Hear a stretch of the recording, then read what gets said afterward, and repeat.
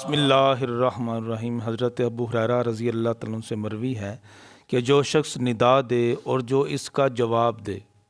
حضرت بلال حبشی رضی اللہ تعالیٰ عنہ نے ندا دی، حضور کے ساتھ صحابہ تھے۔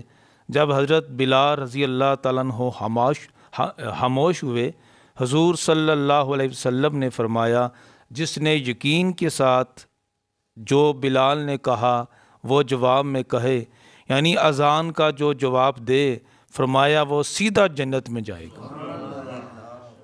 حضرت ابو ہریرہ کہتے ہیں ہم رسول اللہ صلی اللہ علیہ وسلم کے ساتھ تھے کہ بلال رضی اللہ تعالیٰ عنہ کھڑے ہو کر اذان دینے لگے۔ جب وہ خاموش ہو گئے تو رسول اللہ صلی اللہ علیہ وسلم نے فرمایا، جس نے یقین کے ساتھ اس طرح کہا وہ جنت میں داخل ہوگا۔ ابھی نماز کی جو فضیلت ہے وہ ایک بہت بڑا امر ہے۔ اذان دینے والے کی جو برکتیں ہیں اور اس کو جو شرف ملتا ہے، اور اذان کی پکار پہ جو لبیک کہتا ہے، لوگ تین طرح کے ہیں۔ کتنی طرح کے؟ تین طرح کے۔ ایک وہ ہیں کہ جب اذان ہوتی ہے تو وہ فوراً سارے کام چھوڑ کر نماز کی تیاری میں لگ جاتے ہیں۔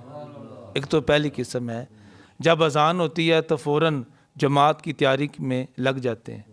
ایک روایت میں آتا ہے کچھ لوگ جن کے چہرے ستاروں اور موتیوں کی طرح چمکتے ہوں گے، فرشتے ان سے پوچھیں گے تم کون ہو؟ تو وہ عرض کریں گے ہم وہ لوگ ہیں کہ جو ہی اذان ہوتی تھی ہم سارے کام چھوڑ دیتے تھے اور فوراً وضو کر کے مسجد کا رخ کرتے تھے۔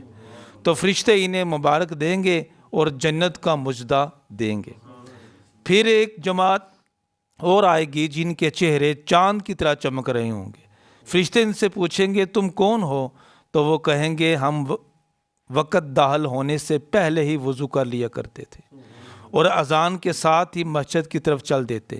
فرشتے انہیں مبارک دیتے ہیں اور جنت کا مژدہ دیتے ہیں۔ پھر ایک اور جماعت آئے گی جن کے چہرے سورج کی طرح چمکدار ہوں گے، فرشتے پوچھیں گے تم کون ہو؟